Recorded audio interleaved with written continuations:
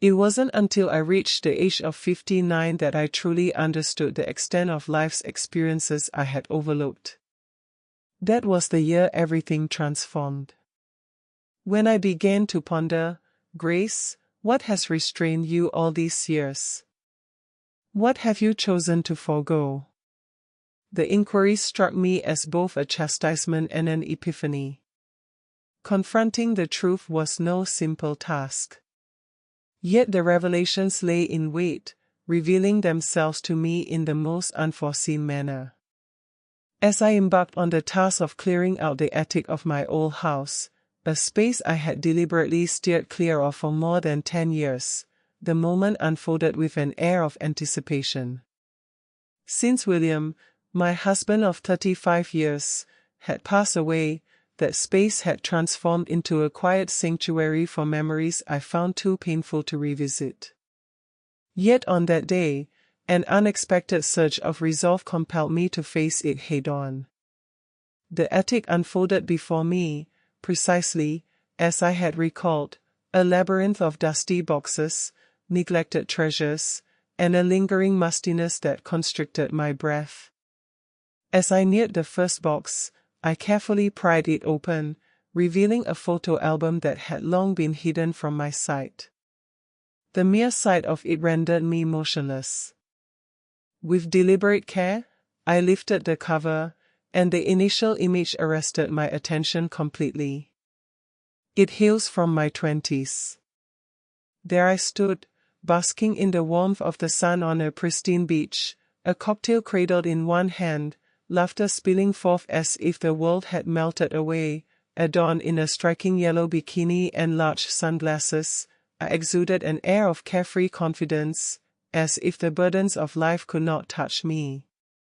The image of youthful, untroubled grace awakened a profound feeling inside me. As I turned the pages, the sound of footsteps reached my ears. Surprised, I glanced over to find Ethan, my step-grandson, framed in the doorway. It had been 3 long years since I last laid eyes on him. Not since he departed for work. At 29, he had transformed from the slender youth I once knew. He had matured into a self-assured, broad-shouldered figure. "Grace," he called, lifting a paper bag in one hand and a coffee cup in the other. "Ethan," I responded, a mix of surprise and true joy washing over me. "What brings you to this place?" As he strolled by, he noticed your car parked outside, a casual smile gracing his lips. "I decided to swing by and see how you're doing." Before I could voice my objections, he advanced deeper into the attic, his gaze sweeping across the room until it settled on the photo album I held tightly. "What is that?" he inquired, his curiosity piqued. "It's merely an old album," I murmured, holding it close to my heart. Yet Ethan was already advancing nearer. He seized the album without a word and turned to the photograph of me on the beach. He responded without hesitation. "Is this you?" "Indeed," I confessed, a nervous chuckle escaping my lips. Ethan gazed at the photo, lingering over it for a moment longer than I had anticipated. "Wow," he exclaimed, at last, locking his gaze with mine. "Your appearance is truly remarkable. It's difficult to envision you in this way." Words eluded me. His voice carried a blend of admiration and awe that sent a warm flush to my cheeks. We settled into our seats, and he began to turn the pages with a gentle flick. Every photograph appeared to uncover a facet of myself that I had long since overlooked. One version of myself existed at a nightclub, adorned in a shimmering red dress, while another danced freely barefoot at a rooftop gathering. "You were wild," Ethan remarked, his voice laced with incredulity. "Everyone experiences their untamed years," I remarked, dismissing it lightly. As I observed him examining each photograph with such intrigue, an unfamiliar warmth began to unfurl within me, a sensation I hadn't experienced in many years. The dialogue unfolded seamlessly as we delved deeper into the album, chuckling over past hairstyles and reflecting on the profound changes life had brought us. Yet amidst those shared moments, the atmosphere between us started to change. As Ethan finally shut the album, his eyes remained fixed on me. "You are truly remarkable, Grace," he murmured gently. "There's something about this moment that makes it feel as though I'm encountering you anew." His words rendered me speechless. It felt like an eternity since someone had gazed at me with that kind of intensity or addressed me with such heartfelt appreciation. Unsure of how to articulate my thoughts, I chose silence, trusting that my face would communicate the feelings I struggled to express. Ethan extended his hand, grasping mine with a warmth that felt both reassuring and unwavering. "Grace," he started, his voice soft and earnest. "Your beauty transcends the ordinary. It is truly extraordinary." My heart quickened as our eyes locked. After years of feeling invisible, I finally sensed a recognition that transcended my identity as the widow left behind. I was acknowledged as the woman I once was. That moment transformed everything. The days that followed that encounter were imbued with a vibrant energy within me. Ethan lingered longer than anticipated, graciously offering his assistance with the attic cleanup. We immersed ourselves for hours in a sea of boxes, sharing laughter over forgotten trinkets and unearthing fragments of my past that had slipped from memory. Yet it was not solely the attic that stirred with life in those fleeting instances. I was the one. One afternoon, as I rummaged through a box of vintage clothes, I stumbled upon an old dress, a striking emerald green adorned with a dramatic neckline and a fitted waist. In my 20s, it held a special place in my heart, and encountering it once more flooded me with a wave of nostalgia. "You ought to give it a go," Ethan proposed, his eyes sparkling with enthusiasm. There was a moment of uncertainty. "Oh, I doubt it would even fit now." "There's but a single path to discovery," he remarked, a smile playing on his lips. Inspired by his fervor, I donned the dress. To my astonishment, it embraced me perfectly. As I stepped out of the hallway, Ethan's face transformed into an inscrutable mask. "You look stunning," he murmured softly. Heat rose to my cheeks beneath his intense gaze, igniting a spark of confidence that had long lain dormant. As the days morphed into weeks, Ethan and I found ourselves entwined in a bond that was both reassuring and unsettling. An inexplicable force drew us together, a connection I found impossible to articulate or dismiss. Yet alongside that allure, there lingered a sense of guilt. In the quiet of a late evening, while I was immersed in the task of washing dishes in the kitchen, Ethan materialized behind me. Silently, he rested his hand on my shoulder. The heat of his hand ignited a tremor along my back. "You're overthinking again," he said softly, as though he could see into my mind. How could I possibly refrain? I responded, my voice scarcely rising above a whisper. "This is not typical." "Who determines what is considered normal?" He responded with a rebuttal. His words lingered in the atmosphere, daring to unravel all that I believed to be true. One evening after Ethan had retired for the night, I found myself alone in the living room, gazing at the photo album we had unearthed once more. The photographs of my younger self seemed to belong to someone else entirely, a version of me that embodied fearlessness, unapologetic spirit, and a sense of liberation. Where has she vanished to? I whispered softly to myself. The solution was straightforward. She found herself weighed down by the relentless burden of years filled with responsibilities, sorrow, and a nagging sense of inadequacy. Yet, in the wake of Ethan's presence igniting a spark within me, I sensed the slightest hint of her resurgence. With the passage of time, Ethan's visits evolved into a familiar routine. With every departure, the heaviness of his absence pressed down on me more intensely. As the sun dipped below the horizon, casting a warm glow over the porch, he turned to me, his expression suddenly grave. "Grace," he started, his voice firm yet laced with a hint of fragility. "I'm unsure how to express this without it coming across incorrectly, but I've never experienced these feelings for anyone else before." My breath hitched in my throat. "I understand it's intricate," he persisted. "Yet I cannot feign that these emotions are not real." His candor left me in a state of shock. "I don't know what to do," I confessed, my voice trembling. "Let us unravel this together," he stated with an air of simplicity. The path that lay ahead was fraught with challenges.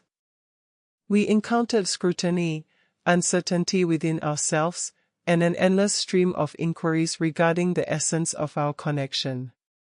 Yet, amidst everything, one truth stood unwavering. We discovered a connection that was both extraordinary and inescapable between us.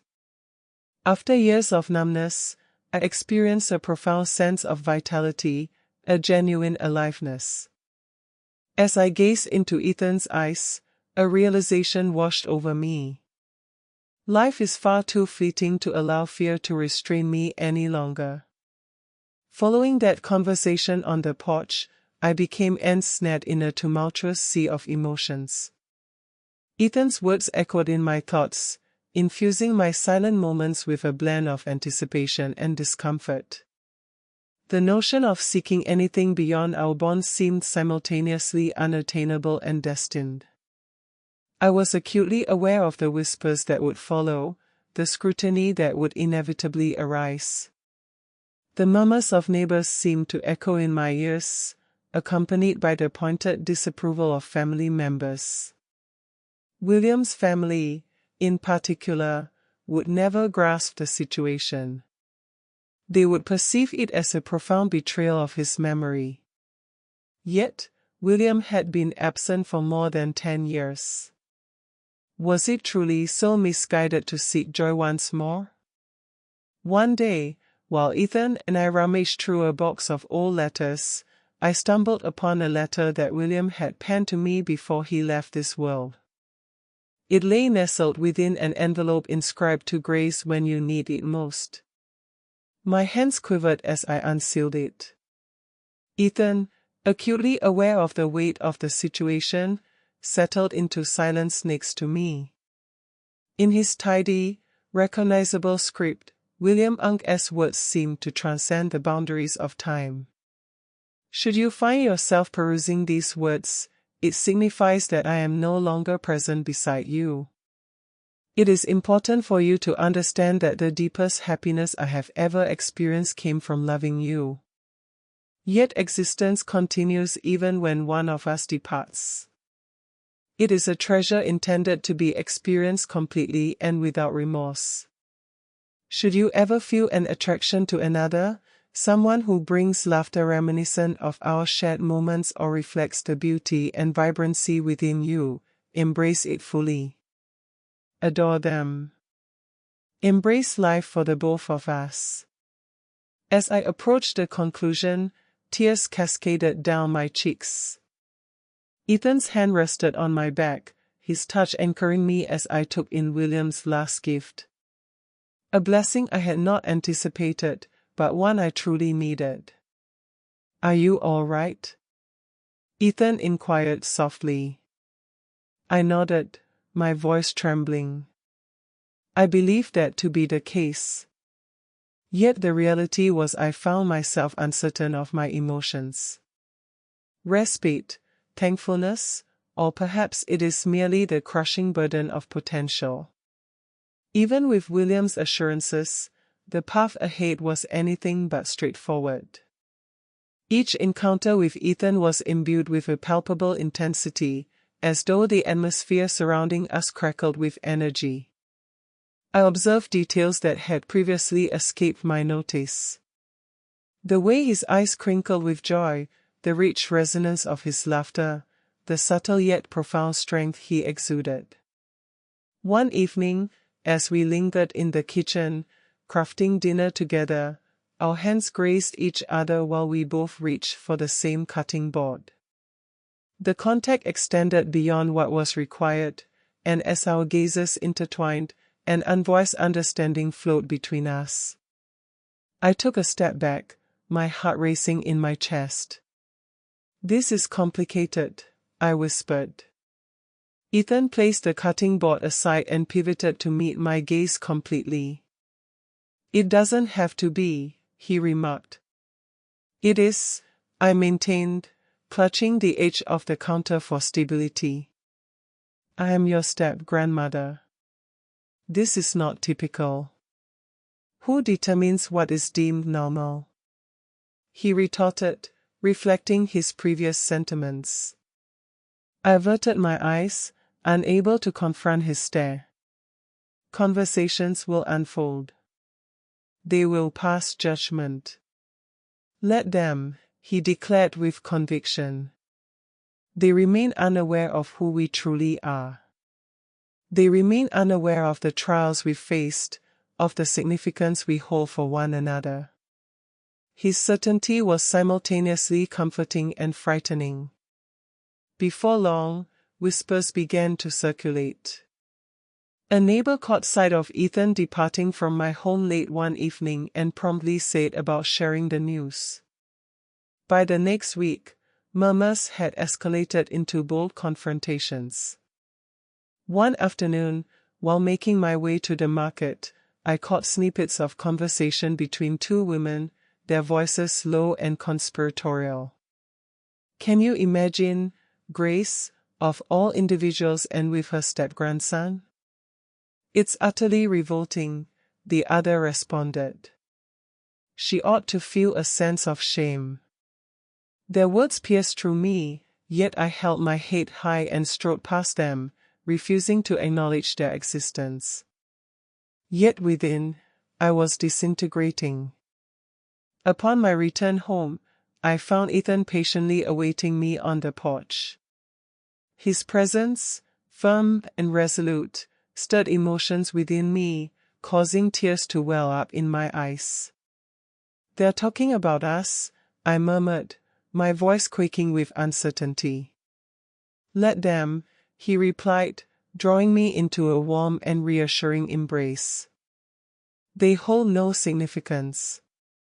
Yet, it wasn't solely unfamiliar faces that expressed their disapproval. Upon discovering the news, my daughter Claire erupted with an intensity that was truly remarkable. "How could you, Mama?" she shouted, pacing my living room with a look of disbelief. "He feels like one of us." "He is not," I contended, striving to maintain my composure. "Not by blood, and certainly not in the manner you presume." "That doesn't make it right," she retorted sharply. "What might Father ponder if he were present in this moment?" I presented her with William Unc's letter, wishing it would illuminate her understanding. She perused the words in silence, her features easing just a touch, yet still clouded by uncertainty. Text. I don't understand," she murmured at last, her voice now barely above a whisper. "He is considerably younger than you. What could he possibly find in you?" Her words pierced through me, yet I stood firm. "He perceives me, Claire, not merely as a widow or an elderly woman, but as a person deserving of love."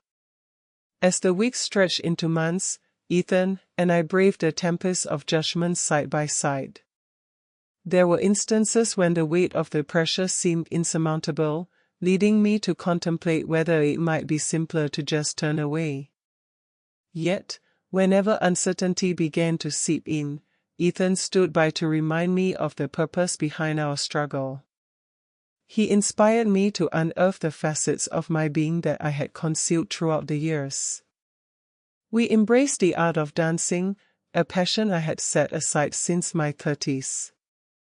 We embarked on a hiking adventure, discovered new dining spots, and even crafted plans for a weekend escape to the coast. After many years, a sense of vitality surged through me. Yet, it was not solely the external transformations that held significance. I was undergoing a transformation within myself as well. I ceased to be overly concerned with the opinions of others. I began to accept that my happiness deserved to be pursued, even if it didn't align perfectly with societal norms. As I nurtured my garden one day, a car glided into the driveway. To my astonishment, it was Claire. She emerged, a blend of uncertainty and resolve etched on her face. "Mom," she began, her voice a gentle whisper, softer than it had been in weeks. "May we engage in a conversation?" I nodded, my hands brushing against the fabric of my apron. We lingered on the porch, the late afternoon sun enveloping us in a gentle golden embrace. "Claire confessed that she had been reflecting deeply on your words regarding how he perceives you, and she felt she had come to a clearer understanding now." Her words took me by surprise. "So much of my life has been consumed by the relentless pursuit of meeting others' expectations," she continued, "and it has left me in a state of misery. Yet you possess a remarkable courage, Mother. You are embracing joy even in the face of difficulty." Emotions surged within me as I extended my hand toward hers. "I merely wish for your happiness as well," I expressed. Claire nodded, a faint smile emerging from her otherwise serious demeanor. "I'm giving it my best effort, Mom. I truly am." With the passage of time, the whispers gradually diminished. As the chatter faded into the background, those who truly mattered, my family and closest friends, started to embrace Ethan and me for who we truly were. One evening, as we lingered on the porch beneath the vast expanse of stars, Ethan faced me, his expression gravely earnest. "Grace," he said, taking my hand, "you've given me something I never thought I'd find. A home, a purpose, and a love I never knew was possible." A smile graced my lips, my heart brimming with joy. "You have restored my life," I responded. At that instant, I realized we had chosen wisely in the face of adversity, scrutiny, and doubt. We discovered something extraordinary and exquisite, a love that transcended norms and rejuvenated our very souls. As Grace and Ethan navigated the intricate tapestry of their unconventional love story, they illuminated a profound truth for us all. Joy frequently resides beyond the confines of societal approval. Their bravery in pursuing their true desires in the face of criticism stands as a powerful affirmation of love and the journey of self-exploration. How do you perceive their journey? Was it an audacious expression of love, or do you hold a different perspective? We invite you to express your thoughts in the comments section below. Your insights on this poignant and reflective narrative would be greatly appreciated. If this video resonated with you, be sure to like, share, and subscribe to the History Minute for more captivating tales that inspire thought, evoke emotion, and encourage reflection. Activate the notification bell to ensure you never overlook a moment. We appreciate your viewership and we look forward to connecting with you in the next installment.